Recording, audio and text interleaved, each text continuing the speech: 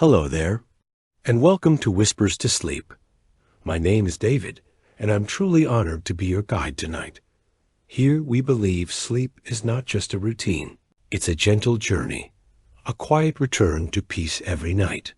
I craft stories with care, so your mind can rest and your body can soften all you need to do. Let go, take a slow deep breath in, and as you breathe out, allow the day to melt away. Close your eyes.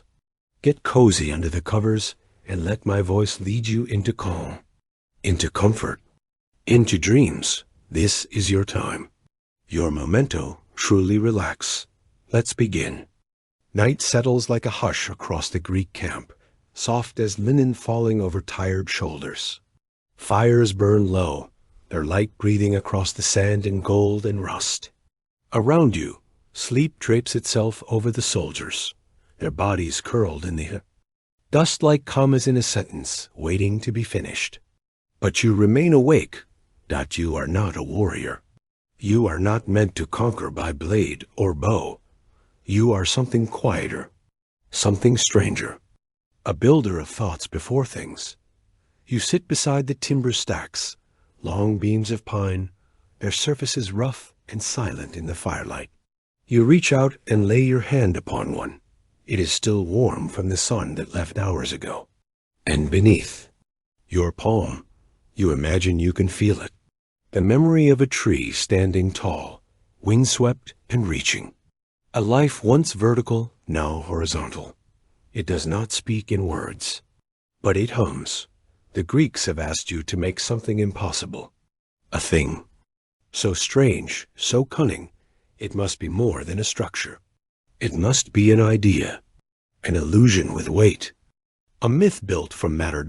And so, before plans, before scrolls, before even the first line drawn in sand, you listen, because every material has a story. Wood is no exception. It was once the mind of the forest. Now it waits to become the body of your vision. You close your eyes and begin to imagine not the horse yet, not its shape or scale, but the rhythm of it, its spirit, the way it must move, the way it must rest, the way it must hide. This is how all creation begins, not with tools, but with time, with silence. With deep and curious listening. Your fingers trace the length of the beam. You think of the way trees grow, not fast, but layer by patient layer, each ring holding a year of storms and sun. That's how you must build this, too, slowly, carefully. Let the rings guide you. You think of strength, not just brute weight, but the kind of strength that bends without breaking, that curves like the bow of a ship against the tide. Pine is soft, yes, but its softness is not weakness. It forgives. It yields. It survives. In the dark, your thoughts spiral like smoke from the nearby flames. You recall your father's hands, the way he shaped boats from driftwood with a small curved knife. He used to say, "Wood remembers where it came from. If you cut it wrong, it will try to go back." You whisper those words now into the pine. Somewhere nearby, a horse whinnies softly. You look toward it, tied beneath a fig tree, its body silhouetted against the sky. A beautiful creature, power and elegance wrapped in quiet motion. It raises its head as if sensing your gaze. You nod to it, silently. Yes, you think. That is what they want, but what they want is only the surface. They want a symbol, a distraction, a gift that is not a gift. But you must build both the surface and what's beneath. The horse must be lovely, but it must also lie. And lies, you've learned, are best built from truth. So you will study the horse, its proportions, its muscles, the length of its stride, the shape of its spine. But deeper than that, you will study the mind of those who will see it. What makes a man believe in what he wants to see? What makes a city open its gates? These are not questions for carpenters. They are questions for architects of illusion, The breeze picks up, brushing sand against the planks.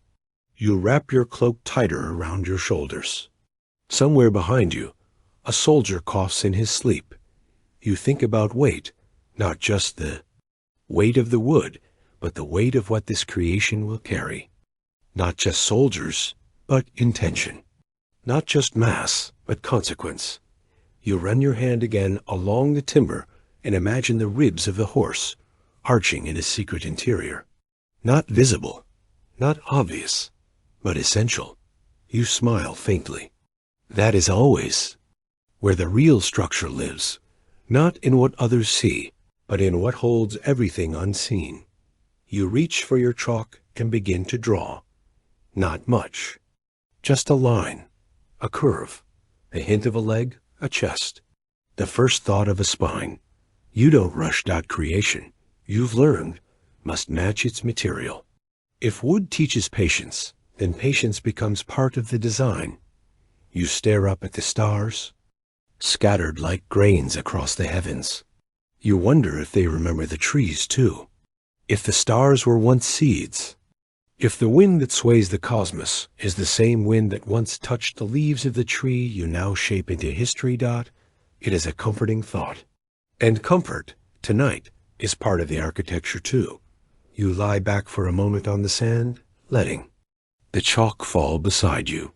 You close your eyes and imagine the horse standing there, finished, towering, silent, watching the gates of Troy. A body built of forest and cunning, Dot. It will take time. Weeks, maybe months. But for now, it begins. A whisper, Dot, with a memory, Dot, with your hand resting on a warm plank of pine, listening to the shape it wants to become. Because before the horse can move, before it can deceive, before it can carry men and fate inside its ribs, it must be imagined. And imagination, like wood, grows slow, layer by layer, ring by ring, deepens. You feel it settling into the grain of the world, into your bones, into the boards stacked behind you, waiting. You breathe, and tomorrow, you will begin to shape the secrets. Asterisk, but first, you must decide what secrets need to be shaped. And to shape them, you must first give them form. A form both beautiful and hidden. A form that speaks without speaking. A form we'll find in the shape of secrets. The stars are fading, and the first soft light of dawn spills gently across the sand. The fire is now only warm ash, and the camp is still, wrapped in the kind of quiet that only appears when night exhales and morning hasn't yet spoken. You kneel where the earth is dry, cool beneath your knees. With the edge of your hand, you sweep away a patch of sand and begin to draw. Not with precision, not yet. This is where thought takes its first breath. Your finger curves through the dust. Chest, a shoulder, a flank. You're not designing a statue. This is not just wood or weight. The horse must feel alive, not only to the eyes of those who see it, but to the hands that build it, to the feet that carry it, to the city that welcomes it inside. A living thing made of dead things. That is the paradox you must solve. You've studied horses before, not just their speed or stature, but their language. Their muscles ripple in curves, never in angles. Their strength hides in arcs and tension. You remember the way a stallion lowers its head, how its neck forms a perfect spiral of force, like a bowstring always pulled, but never loosed. And now, you must shape something just as tense. A lie coiled in symmetry, Dot, so you let your hand drift, tracing form after form in the dust. Each line reveals another choice. How high should the arch of the back rise before it slopes into tail? How broad should the chest appear to suggest power without mass? How much is too much beauty? How much is too little to arouse suspicion? This is mathematics, but not the kind of numbers written on papyrus. This is balance, proportion, geometry. Of the unseen, you recall how nature builds, spirals and shells, golden ratios and leaves, the predictable logic of the unpredictable. Symmetry is the disguise of secrets. The human eye loves balance. If you give it enough of that, it stops questioning what lies beneath. You draw the legs next, not for walking, but for standing. They must carry the structure's weight and suggest motion, though it will never move on its own. Like a statue captured mid-step, alive in stillness, the wind lifts the corner of your cloak as the sun begins to brush the horizon with honey-colored light. You pause, take a breath, and look down at your work dot. It's there, not fully, but beginning. The shape of something. Impossible. A beautiful dissection. A form with purpose hidden in grace. You think again of the word gift. That's what this horse will appear to be. A gesture of surrender, of peace. And yet, it will carry within it not hope, but war. And so, the body must tell a different story than the soul. It must seduce the eye while protecting the truth. Shift your weight and begin to refine the sketch. Lines sharpen. Angles soften. You make marks for joints, for turning points, for load-bearing curves that must support more than beauty. They must support lives dot and now. Without meaning to, you begin to calculate dot not aloud, not even in clear numbers, but in sensation. You feel the load of a beam in your shoulder, as if already lifting it. You measure the strain of weight on the hips by remembering how archways carry stone. Your thoughts flow like water, running through structural memory. You learned this long ago. The best engineers listen not to formulas, but to forces. They feel through their fingertips what cannot yet be measured. They draw not with rulers, but with rhythm dot, and this, now, is rhythm. The horse's neck curves forward, a gentle bow. The head lowers slightly, submissive, not aggressive. A gesture, a symbol of sorrow. Yes, this will do. It must appear mournful, generous, noble, even, because the more it looks like a gift, the more it blinds the mind. The shape is becoming clearer. Look up and see the real horses tethered at the far edge of camp. They eat slowly, tails flicking against early morning flies. One of them lifts its head, nostrils flaring toward you. Its eyes catch yours. For a moment, you wonder if it knows what you're building dot, then it returns to chewing. Unaware dot, you rise from your knees and walk toward your materials, the timber you touched last night. Already, the beams seem to hold meaning.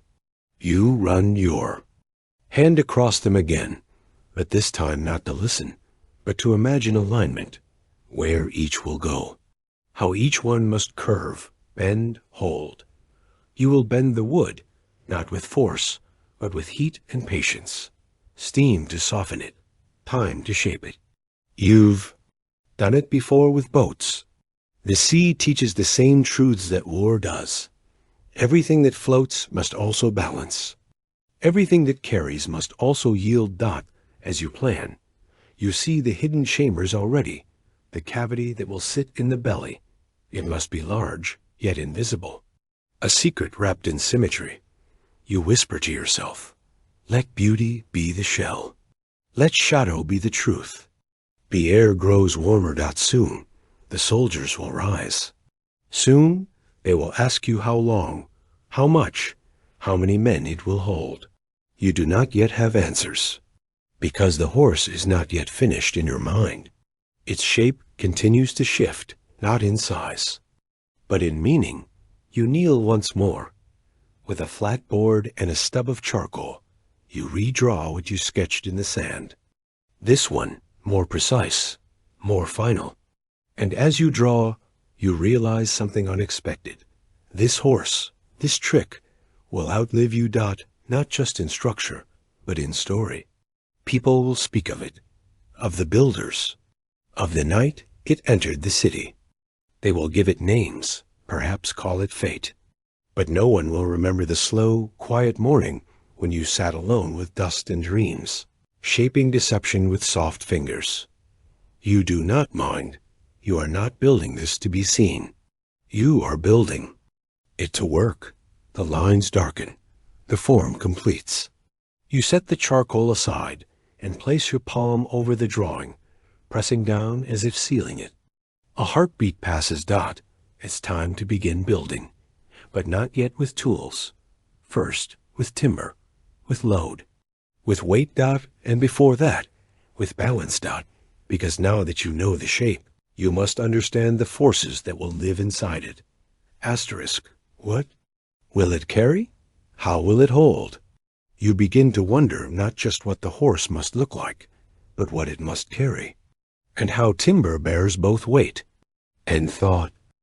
The sun rises higher now, no longer gold but white and full. Shadows shrink.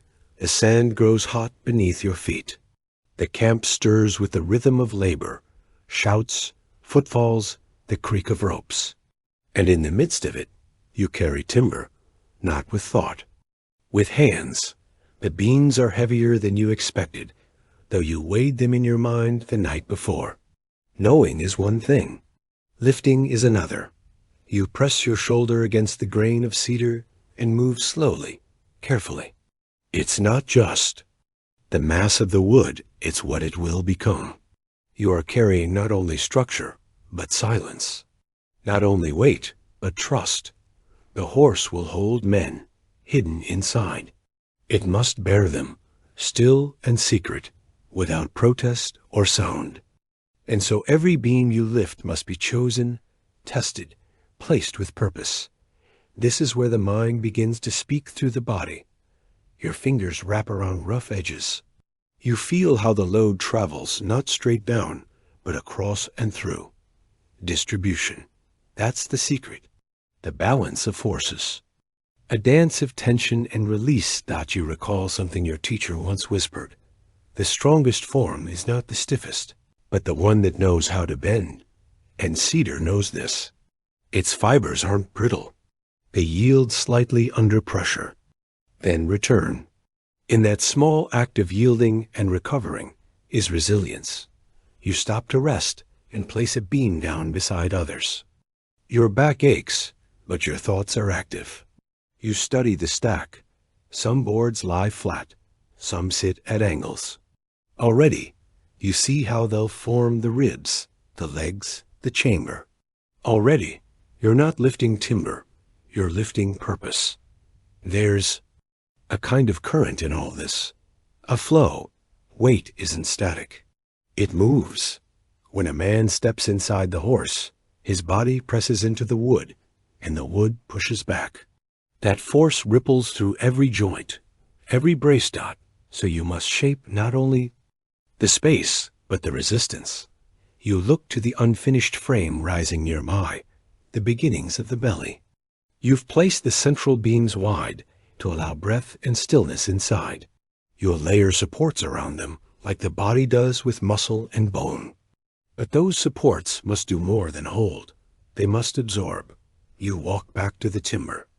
Pile, lifting a thinner beam this time. Not all weight is obvious.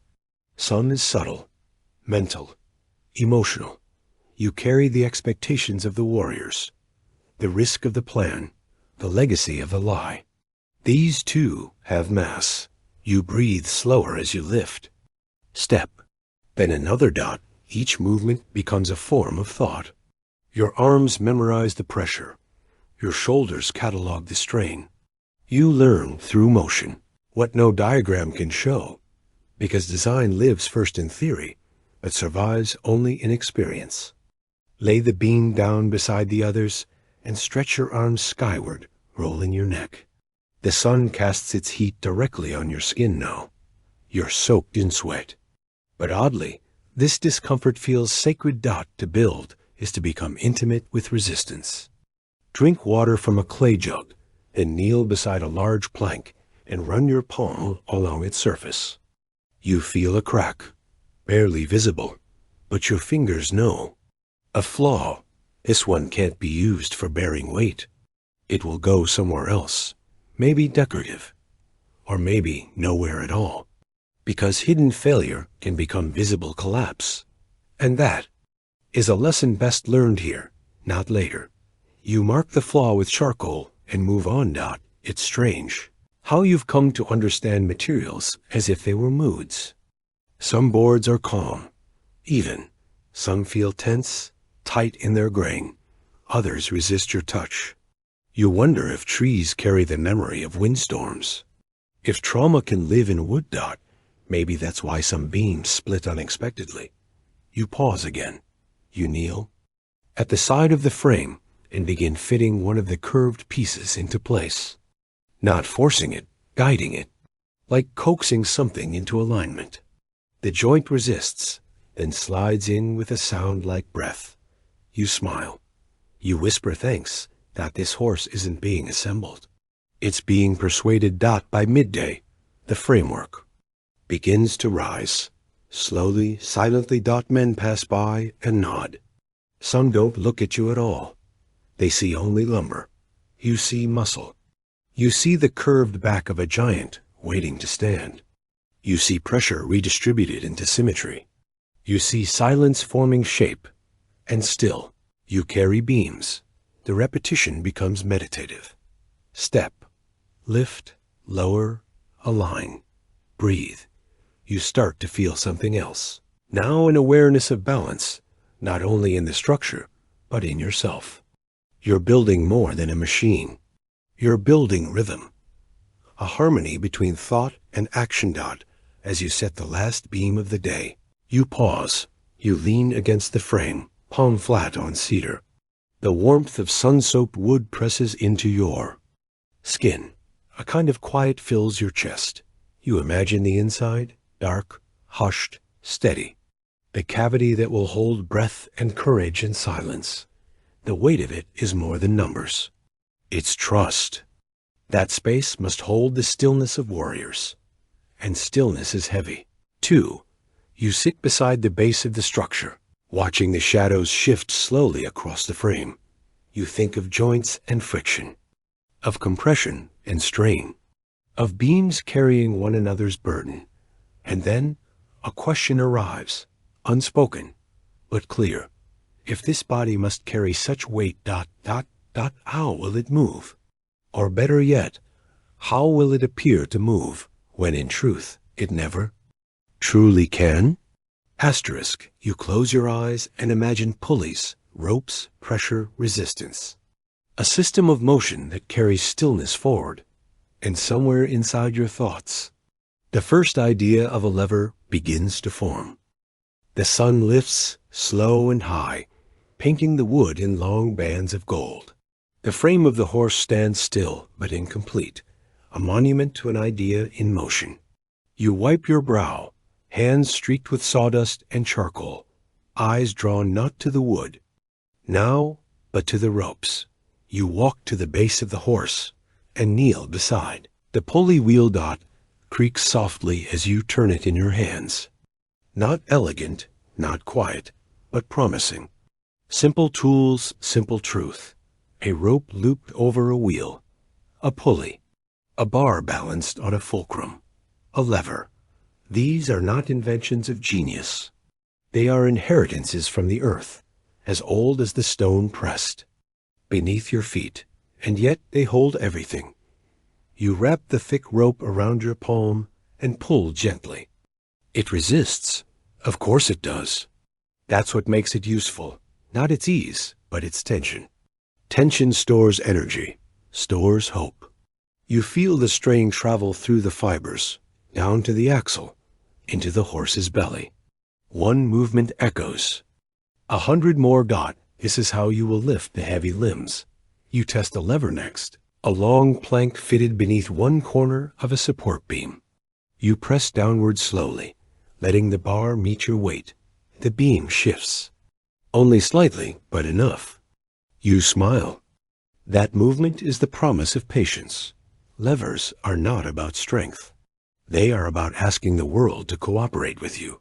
You step back and study the layout. You imagine ropes stretched across wooden frames. Tension between beams and stakes. You see how they'll connect, how the pull of one hand can lift what once required 10. Physics, you think, is less about control and more about conversation. You talk to the materials. They answer back. You set up a rudimentary hoist, bracing. The axle between two upright poles. The rope loops once, then twice. You add a counterweight, a smooth stone from the shoreline, heavy but obedient. When you pull again, the horse's upper frame creaks upward. Inch by inch dot, it feels like a prayer, not one spoken to the gods, but one whispered to the laws of nature. Please hold. Please balance. Please bend, not break. You remember your first collapse. Years ago, a bridge you built. Too eager, too thin. You misjudged the tension. It folded with a sigh, not a snap. The timbers sank gently into the river below, like a wounded creature returning to water. You sat beside it for hours listening, not greeting the failure, but trying to understand. That's when you learned. Every mistake contains an equation. Every fall is an answer. Today, you build more slowly. The horse groans as another beam rises, suspended on your newest rig. The pulleys work well, the levers support. You watch the movement carefully, eyes flicking to the joints, to the rope knots, to the shifting shadows of tension. There's a rhythm in all of it. Pull. Wait. Adjust. Pull again. Ropes are finicky. They twist when you don't want them to. They fray if ignored. You treat them like animals, not tools. You run your fingers along their length, checking for weakness. You tie knots not just to hold, but to release easily when called upon. A knot that binds too tightly is no better than a break. Nearby, one of your assistants fumbles with the gear. You walk over, gently correct the angle. Explain with your hands. You don't use complicated words. You draw in the dirt. Load, fulcrum, motion. The boy nods. He understands, because the truth of machines is felt before it is spoken. The sun continues its arc, and by late afternoon, the upper frame of the horse is fully raised. The levers held, the pulleys turned. The ropes listened. You sit in the shadow of your creation, breath slowing. It doesn't look like movement, but it is. Every inch lifted was a small miracle of alignment, of logic and trust. The simplest machine, you've learned, is not a tool. It's a moment. A moment when force finds its path.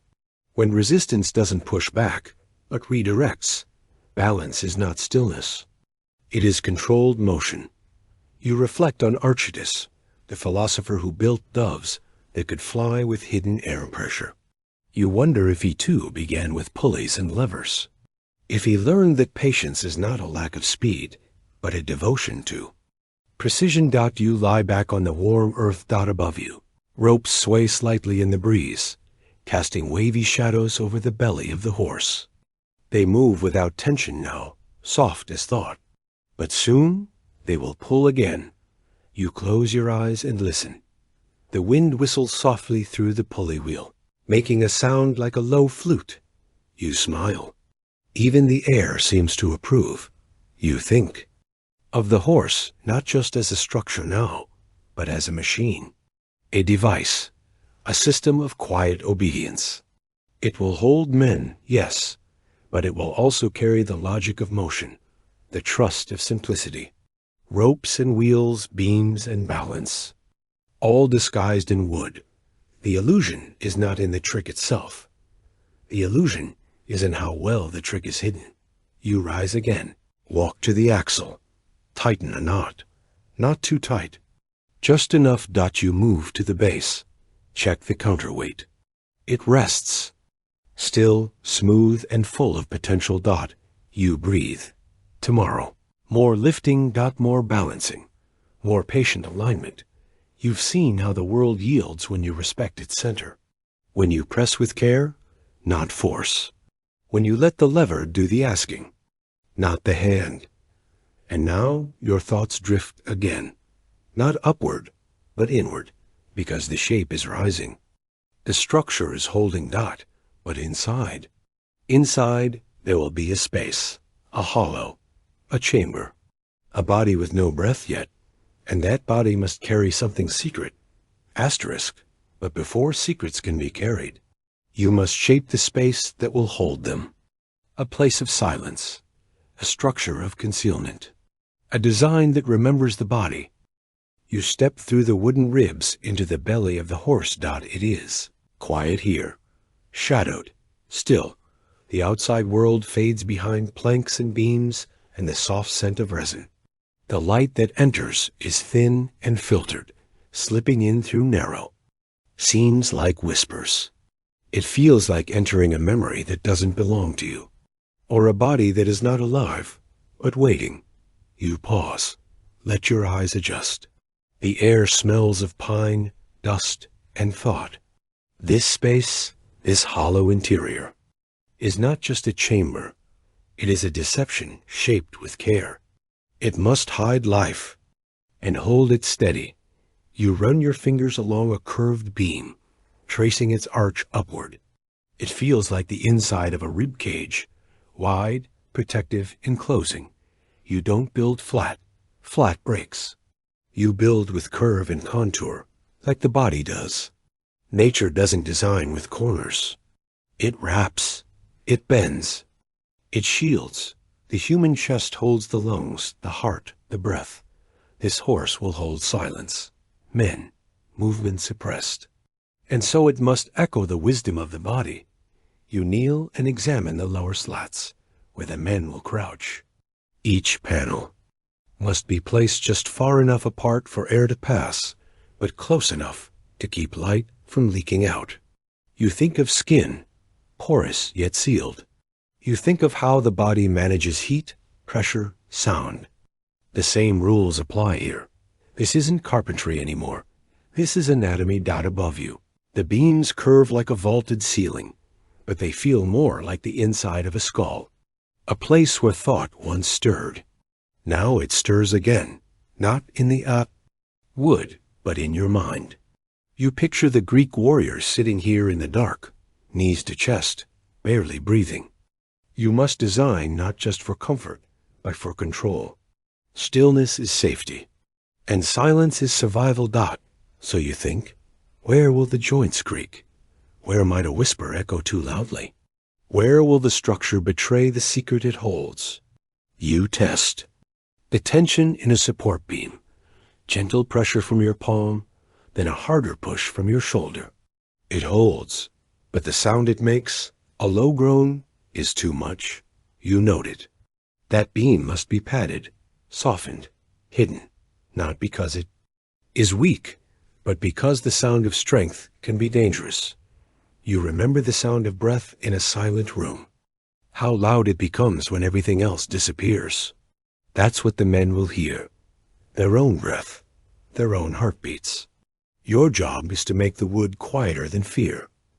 You sit down on one of the benches you've built inside, low, curved to match the walls. It rocks slightly beneath you. Not enough to fall, but enough to remind you that no structure is ever truly still. Even silence has movement. Even deception breathes. You think of cathedrals. You visited one, long ago, during a truce. High arches, like ribs turned heavenward. Stone that looked as if it were about to float.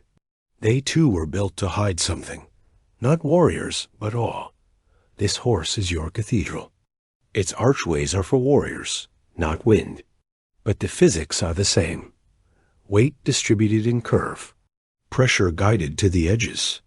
The structure standing not by defiance, but by design, that you rise and touch the ceiling beam. This is where the hatch will be, the exit, the release, the beginning of the end. It must open with no sound. It must close with certainty. You test the weight. Too heavy, and it will slam. Too light, and it may shift before it should. You add a counterweight. A simple stone, guided by rope, resting in a hollow above the curve. Just enough to hold the hatch gently when opened. Another small lie, built from truth. Because even the smallest sound could echo across marble and ruin the story. You sit again, this time at the rear wall. You imagine every detail, the men climbing in, one by one, their armor wrapped in cloth, their swords strapped close. There, breath held tight in their chest. You will not be here when it happens, but your body is already here, in every curve, every beam, every notch carved by your hand. This horse, this deception, it is made of timber, but it is filled with your bones. You lean your head back and close your eyes. You listen to the creak of the wood above, to the wind pushing gently against the walls, to the faint rustle of leaves outside, like distant soldiers moving through. Trees, you whisper aloud, not to yourself, but to the space you've made. Hold them. Hide them. Don't betray the shape of your secret. You rise once more and begin the final inspection. You press each beam. You tug each joint. You feel the resistance and the give. You're not just checking structure. You're checking intention. Deception must be seamless. A crack, even a hairline fracture, can let truth leak out. You patch one such place with a wedge of pine. Drive it in slow.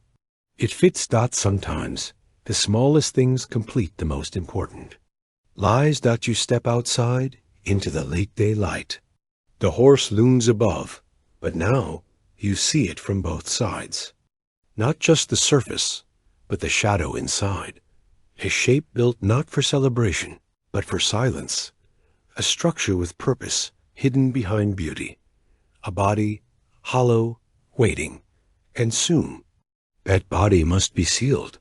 Asterisk, because now that the body is complete, you must begin the art of protection. Not from men, but from fire, and from time. The morning is thick with scent, not of flowers, not of rain, but of pine heated gently in a clay pot, its amber tears melting into dark gold. You sit by the flame, stirring slowly with a stick stripped of bark. The resin clings like memory, sticky, strong, reluctant to let go. This is not building, this is preserving. Your fingers are stained with the work. Oils, sap, ash, the slow chemistry of protection. Not the chemistry of scrolls and scholars. The chemistry of hands, fire, and instinct. You lean in, careful not to breathe too deeply. The smoke is rich, dense with scent, curling around your face like silk soaked in heat. It stings the eyes, warms the lungs. But this, too, is part of the process, because wood may carry weight. It may hold silence. But if it cannot survive flame, it cannot survive at all. You've seen it before. A single spark and dreams vanish. Walls once strong crumple into ash. And all that planning gone dot. So now you prepare for the invisible battle. Not the one with swords and screams, but the one with weather, time, heat. You dip your brush into the warm pitch, drag it slowly along the grain of a board. The resin seeps into each groove, darkening the wood, making it shimmer under sunlight like oiled leather. Not beautiful, but safe. The scent thickens. You remember the first time you touched sap. As a boy, climbing trees, a broken branch smeared golden glue across your arm. You hated it then, how it stuck, refused to wash away, but now you understand. That stubbornness is protection. It seals. It shields. It resists time. You coat the underbelly of the horse. First, the part that will face the stone streets of Troy. That may be tested by torch, by suspicion, by curiosity too close. The resin must go deep. You heat the wood with slow-burning coals. Let the pores open, and then brush again. Heat, then seal. A rhythm of safety. You glance upward. The joints, too, must be covered. A single open seam is an invitation, not just to fire, but to doubt, to scrutiny, to failure. You mix in crushed charcoal, a trick taught by a wandering builder from the islands. He said it blackens the pitch, makes it less visible. He said it hides the shine from curious eyes. Science, you realize, is not always learned. Sometimes it is passed like a story, from hand to hand, from builder to builder, from fire to fire. You test a small piece, a slat smeared with resin. You hold it above a flame. Watch the smoke rise. It blackens, but does not burn. You nod. Softly. It is enough. By midday, your hands ache from repetition. Brush, heat, wait, seal. Each motion becomes a kind of prayer, a rhythm of hope. You're not just sealing wood. You're sealing intention. You're coating the lie with armor. You think again of siege, of the chaos that fire brings, of arrows lit and loosed, of sparks caught in wind. You think of how quickly brilliance can turn to smoke. And so you work slower, not out of caution, but out of care. This horse is more than timber now. It is a dream shaped and sealed, a vessel for stillness, a story, wrapped in layers of logic. You step back and look at the frame, now darkened in patches, gleaming slightly where the resin catches light. It smells like a forest after lightning. Alive but singed, awake but wary.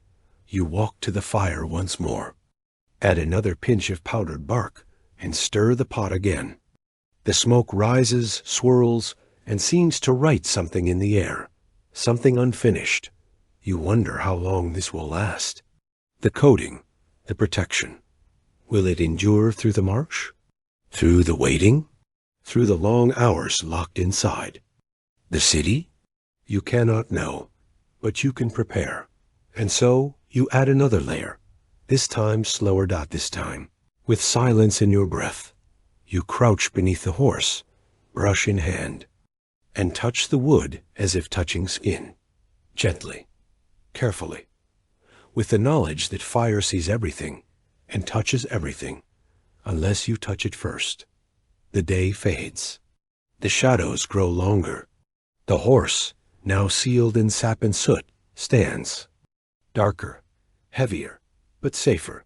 You wash your hands in a shallow bowl of wine-dark water. The resin clings still, a reminder of the work, of the slow alchemy between caution and conviction. You sit beside the fire, watching the last of the resin bubble in its pot. You don't speak, but your thoughts whisper. And somewhere in them, you begin to wonder, if heat can destroy, can it also preserve? If smoke can signal ruin, can it also cloak something sacred? Asterisk. And if fire is always watching, then what of sound? What of the noises a secret makes before it's discovered? The wind brushes past the frame of the horse, humming faintly through the joints, like breath caught between teeth. You sit in the shadow of what you've built, hands resting on your knees, spine still and upright. No more hammering, no more lifting, no more smoke, just waiting. And in the waiting, sound. Not voices, not noise, but something softer. The slow creak of a rope as it sways, the pop of resin settling in the wood, the whisper of your own breath, shallow and low. It's a strange thing, how loud the world becomes when it stops speaking. You listen. Really listen, not for danger, not for approval, but for presence, for shape. Because sound, you've come to understand, has shape. It bounces, wraps, folds, returns. It lives not only in what's spoken, but in where it lands. You shift slightly, and even that becomes music. The small crunch of your heel in the sand, the fabric of your tunic brushing your side. It's a symphony of stillness. And you are the conductor of nothing. Your mind begins to wander, not away, but inward. You think of the chamber inside the horse. The men will be packed close, armor padded to prevent clinking. They will breathe through their mouths. They will not speak. You've tested it, sat within that hollow, counted your own inhale, your own exhale. Listen to how the sound bounces off the inner walls. It doesn't vanish. It circles. You've spent nights thinking about that. How silence is not the absence of sound, but the control of its reflection, like light in a cave, bouncing, finding places to hide. Sound is the same. It needs soft things to disappear into. You padded the walls with cloth, filled small corners with straw, not to warm, but to quiet, to keep even the tiniest breath from becoming betrayal. You close your eyes now, and your ears become more open. You hear something new, the wind through reeds by the shoreline, the clink of armor from far across the camp, the slow drag of a cartwheel, Dot, and under it all, like a steady drum, your heartbeat, Dot. You touch you gently, as if to tell it, hush, because this is the lesson of silence. It is not emptiness. It is awareness, Dot. You think of how your voice echoes in a stone room. Why does it return to you, shaped and softened? Because sound is movement. It needs space to travel. It needs surfaces to reflect, Dot. The horse you've built, it reflects nothing. It swallows sound like deep moss. You designed it that way, because secrets should never echo. You rise now, barefoot on cool ground, and walk slowly around the horse. Each step deliberate, each breath measured. You place your palm on the flank of the structure. It is warm still, absorbing the day. You knock lightly, testing resonance. The tone is low. Muted? Good? You do not want it to sing. You want it to. Sleep. You remember a time in the temple, watching a priest strike a bronze bowl. The sound rang out, clear and rising, floating like a bird. Everyone listened. Everyone felt the vibration, Dot. This horse must do the opposite, Dot. It must carry stillness. Hold it in its bones. Let nothing escape. You crouch again near the hatch. Reach for the small wooden latch. You open it slowly. No sound, Dot. Perfect, Dot. You crawl inside, letting the door close gently behind you. The light dims to a soft, golden haze. The interior greets you like breath held too long. You sit, fold your legs, close your eyes, and there, in the center of your creation, you let silence become full, Dot. You think of the science of vibration, how every sound is a ripple. Drop a word into air, and it spreads. But here, no ripples form, only the suggestion of stillness layered in wood. You breathe, Dot. Count, Dot. 1, 2, 3, hold, Dot. Repeat, Dot. This is how they will wait, the warriors. This is how they will count the moments, not in minutes, but in breaths. They must trust that silence is strength, that stillness is strategy, that quiet is not weakness, but readiness. You open your eyes and trace the curve of the inner wall. You notice a tiny crack, nothing dangerous, but a gap where sound might collect. You mark it with charcoal. You'll seal it later. Even the smallest hollow can become an echo chamber. Even the faintest sound can grow teeth. You crawl back out into the afternoon air. It is warmer now, brighter. But inside you, something stays still. You walk to the edge of camp, toward the water. The sea is calm today, its sound gentle and low, like breath at the edge of sleep. You sit on a rock and listen again, Dot, to everything, Dot, to wind through dry grass, to gulls calling faintly, to distant voices soft as smoke, and once again to yourself. That inner voice, too, has quieted, because waiting is not a void. It is a mirror, Dot. In silence, things rise to the surface. Doubt, hope, memory. But you let them come and go. The sound of silence is never nothing. It is simply what remains when you no longer push. You rise as the sun begins to lower. Your shadow stretches across the sand. You walk slowly back to the horse, its body tall and dark and patient. You rest your hand against its side one more time. Feel its quiet. Feel your own. The hardest work is done. Now comes the stillness before the shift. The final test of trust, Dot. And yet, one thought lingers, soft as a thread caught on splintered wood. Asterisk, if silence is a sound you can trust, then What about belief? What will they believe? When the horse begins to move? The horse stands finished, silent, sealed. Its body gleams in the evening light, darkened by resin, softened by shadow. The wood no longer creaks. The joints no longer shift. It waits. And now, so do you. Not for timber, not for tools, but for people, for minds, because the next phase of construction is not physical.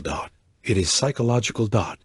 You sit beneath an olive tree, its branches low, its leaves trembling in the wind.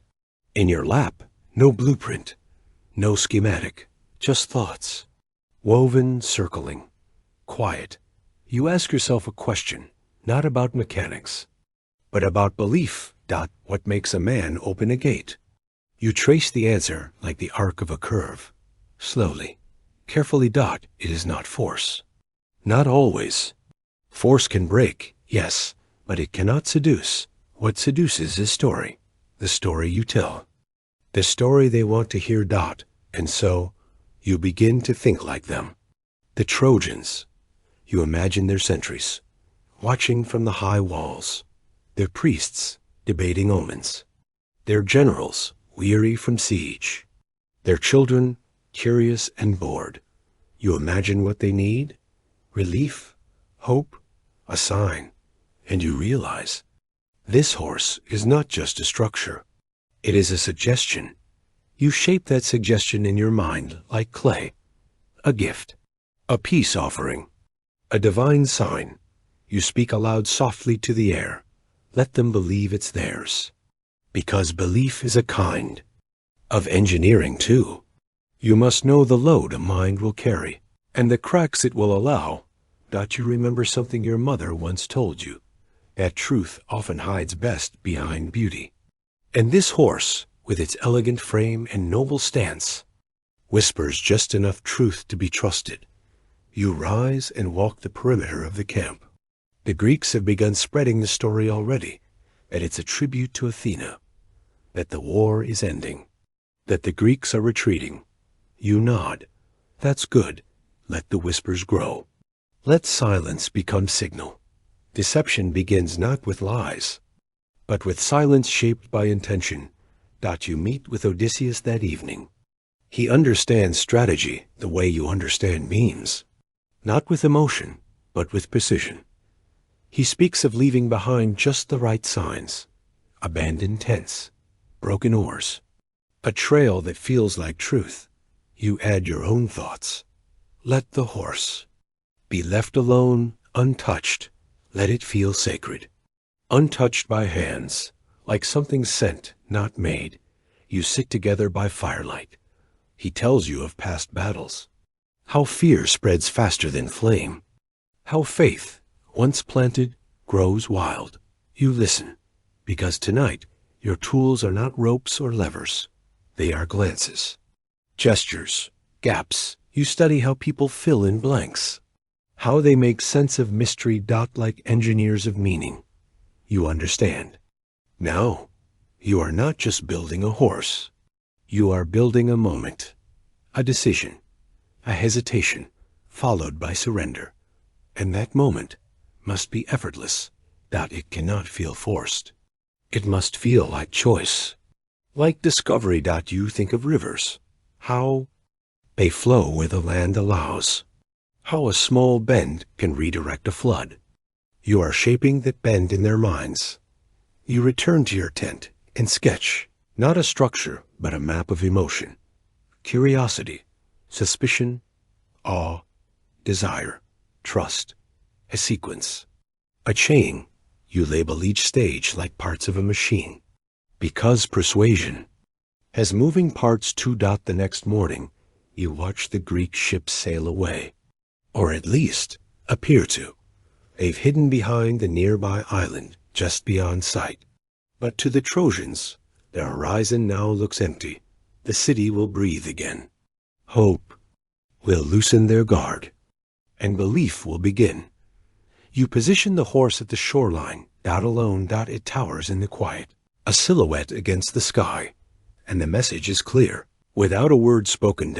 You leave behind just enough. An inscription carved low on the belly. To Athena for a safe return. You smile, because even gods are tools in the hands of engineers. You watch as the scouts from Troy approach. They keep their distance. They circle. They touch the wood. Tap it. They step back. And in their eyes, you see it.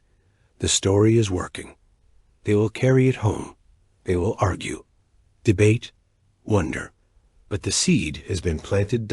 And belief, true belief, needs only a little soil.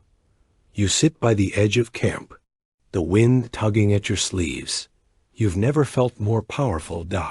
Not because of the size of the horse, not because of the strength of its beams, but because of the silence that surrounds it.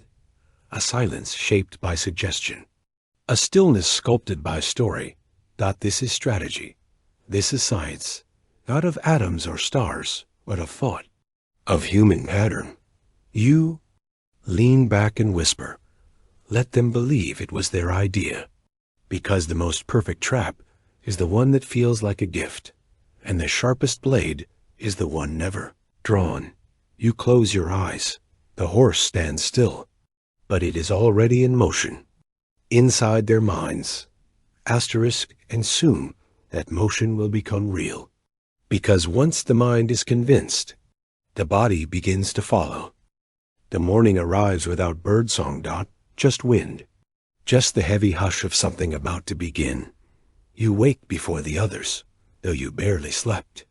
Your body is still, but your mind has already moved. It stands beside the horse, hands on the frame, listening, waiting. The men gather, quietly. No celebration, no shouting. They know what this moment means. You watch as ropes are lifted, coiled around thick beams. Wheels you shaped, rounded, balanced weight in silence beneath. The massive belly. Then comes the first pull, a soft groan, deep and guttural. The wood resists. Of course it does. This is its final test, not of shape, but of motion. You walk beside it, feet crunching in rhythm with the creak of timber. The horse moves slowly, inch by inch, drawn by many hands. Its weight presses down into the stone path, and the world seems to hold its breath. This is not just wood rolling. This is thought becoming force. This is your mind translated into mass, your patience into pressure. You watch the axles turn, crafted from ash, thickened with resin, set precisely into grooves. Each rotation is the result of 100 decisions. Not just how to move, but how to last, because movement is not just distance. It is survival. You remember the first model you made. A wheel that wobbled, tilted, then collapsed. Too narrow, too soft.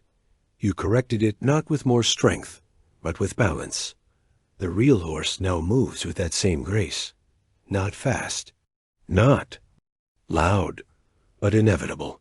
You run your fingers along the frame as it rolls. Feel the gentle vibrations pass into your skin. It is alive in a way. Not with breath, but with memory. It remembers every joint, every bolt, every notch you carved by hand. You walk behind the front wheels, watching how they meet the road, how they carry the enormous frame with ease, how friction and gravity whisper. In agreement. You think of friction now, not as resistance, but as cooperation. Without it, the wheels would slip. With too much, they would stop. Everything must be just enough. That's what engineering is. Not perfection, but precision. The Trojans have gathered by their gates. They stand in clusters, voices hushed, eyes narrowed. They don't come close yet, but they don't run either. That's how belief spreads, not all at once, but gradually. Like shadow overtaking light at sunset. The horse rolls closer. Its legs tower above you, each one steady, sculpted. You walk beneath it briefly, glancing up into the dark belly. It is still, silent. You aren't going inside. That is not your place. but your presence is there in every inch. Your thought fills its hollows. Your care guides its motion. The sound of the wheels now grows louder. The stone path trembles slightly. It is not thunder. It is physics made audible. Force, mass, contact, continuity. You smile. Softly, this is your language, spoken without words. You see a moment of tension ahead, a slope just before the city gates. The incline is slight, but enough to test the pull. You move to the side, call out softly, guiding the ropes into tighter formation, redistributing the strain. You watch the men. Lean forward, muscles taut, breath short. The horse hesitates, then moves again, over the crest. Down the final stretch, the gates loom large now, tall stone, flanked by soldiers, their faces unreadable, their weapons still. You walk slower. Your heart doesn't race. It slows. You are not afraid. You have done your part. You studied the terrain, measured the path, prepared the load, balanced the force. Now it unfolds. The gates do not open yet, but you can feel it. The tilt, the mental shift, curiosity outweighing fear. The horse reaches the flat ground before the gate and stops. The ropes fall slack. The wheels settle into place. It stands there silent, massive, patient. The Trojans approach now, closer. Some circle it. One reaches out, touches the leg, runs fingers along the curve. You watch them the way you once watched timbers, swell and steam, waiting for the moment they yield. You back away, quietly. The men around you disperse. Your part is finished. The horse is no longer being moved. It is now moving something else. A thought, a feeling, an idea. You stand at a distance. Watch the way the wind brushes its mane, the way the sun glints off risen-soaked joints. It does not look like a weapon. It looks like an answer.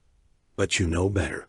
You know what it holds, what it carries, what it will become. The wheels no longer turn, but the story does. And deep inside you, something else begins to move. Asterisk, because soon those inside will move too. And the stillness you built will give way to something else. Not motion, but awakening.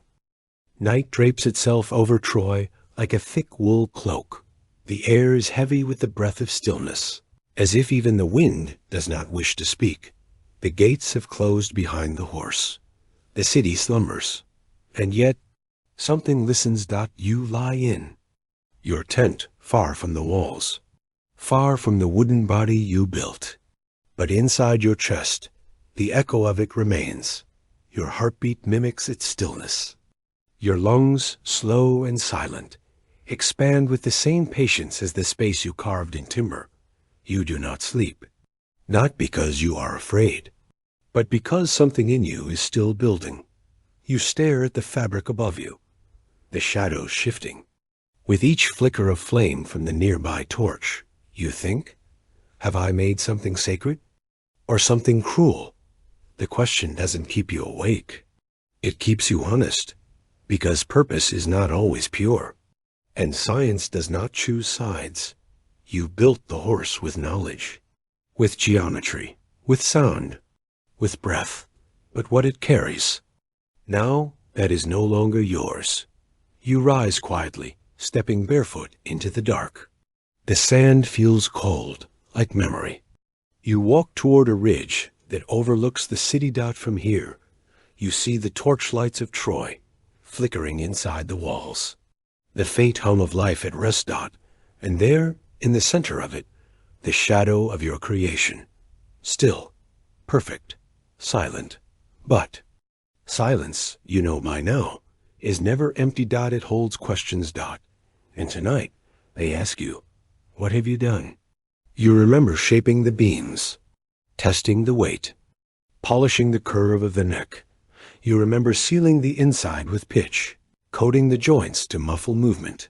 Every decision logical, every angle intentional, every step an answer to a physical question. But here, beneath the stars, logic feels smaller. You think of the men inside, their armor wrapped in cloth, their blades dulled with resin, their breathing measured like yours. They wait in a chamber you built to hold quiet. And now, that quiet is trembling at the edge of history. You think of the sound the hatch will make when it opens. A soft groan? A pop? A breath? You don't know. You never tested it at night. Never tested it with fate listening so closely. The horse stands like a god, or a myth, or a mistake. Its legs braced. Its hollow belly full of stillness, like a heartbeat paused between. Thumps. You sit on the ridge, arms wrapped around your knees. You begin to whisper, not to yourself, but to the night. I built it to hold, to carry, to endure. But the night does not respond. It only watches. You remember how the wood groaned when first lifted, how it felt to guide it into place, how every rope you tied was a promise. And now, every knot is a breath being held. Imagine the interior. Dark, warm, tense. You imagine the first footstep onto the ladder, the first hand on the hatch. You've been the engineer of silence, of stillness, of hidden strength. But now, you must let go. You think of fire, how it transforms, how it doesn't ask why. You think of how close the city's lamps are, how dry the air feels, how quickly beauty can be undone. And yet, you do not fear for the wood. You prepared it, sealed it. It will not burn easily, but that doesn't mean it won't burn at all. You look up at the stars. They do not flicker like lamps. They are constant.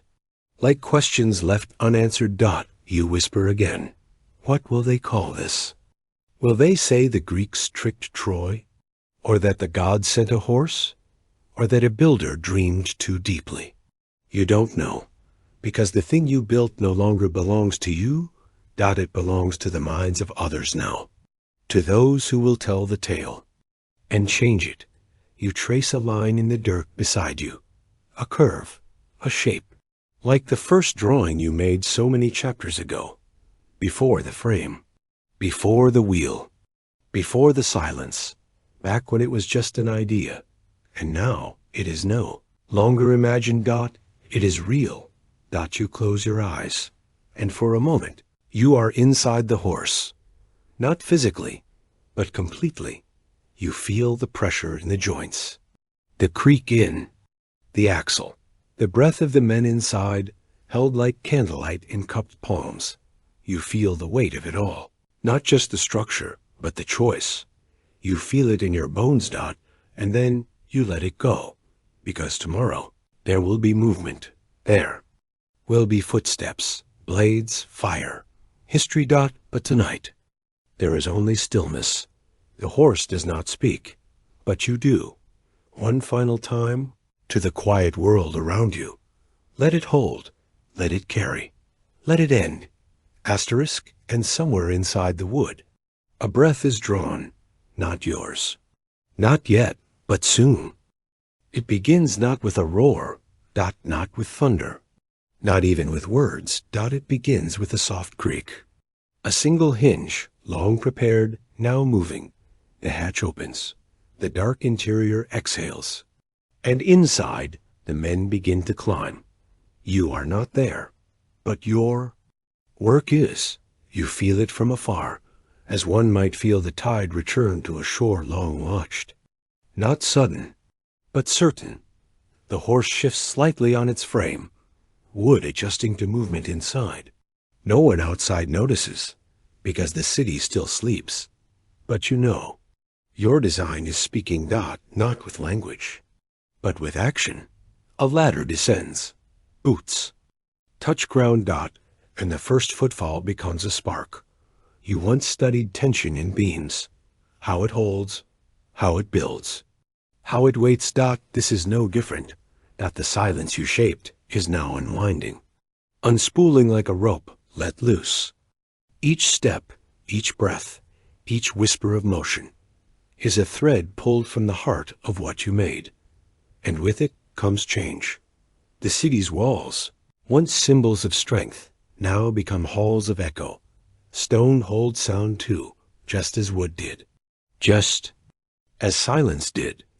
But now, silence ends. It doesn't shatter. It unravels. You imagine the gates from within. The dark corridors. The steps growing louder. The flicker of firelight where there was once sleep. And yet, you do not rush toward it.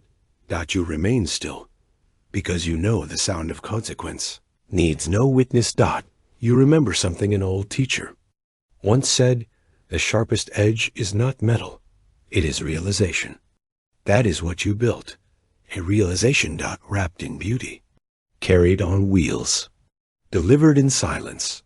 You feel the shift in the air, not wind, but weight, as if history itself has leaned forward.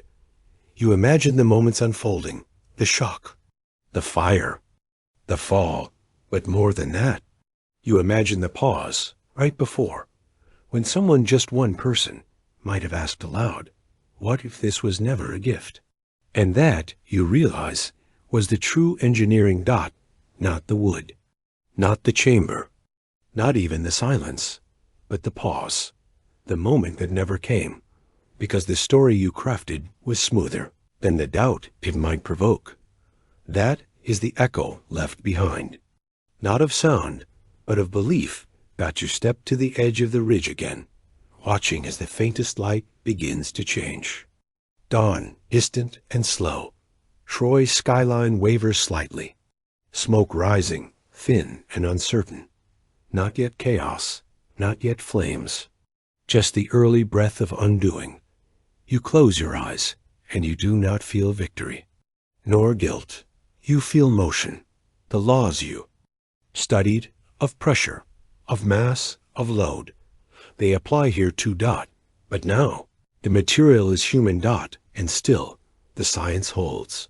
You whisper once more, not as prayer, not as regret, but as recognition. All structures must change. And you think you are always building more than a horse. You are building a moment, a test, a lesson left in the shape of something sacred. And now, that lesson is walking.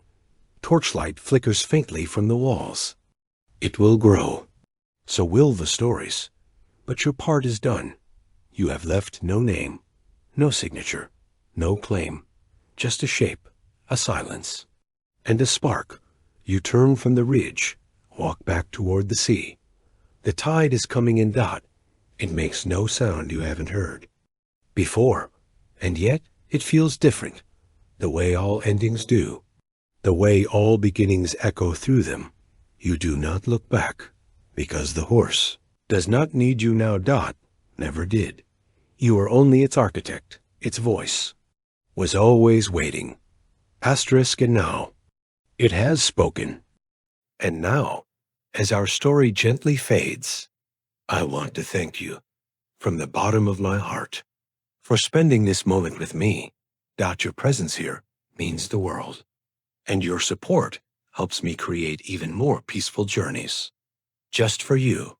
If this helped you rest, please consider liking, subscribing, or simply coming back tomorrow night. Until then, stay cozy, stay kind, and may your dreams tonight be soft, serene, and full of wonder.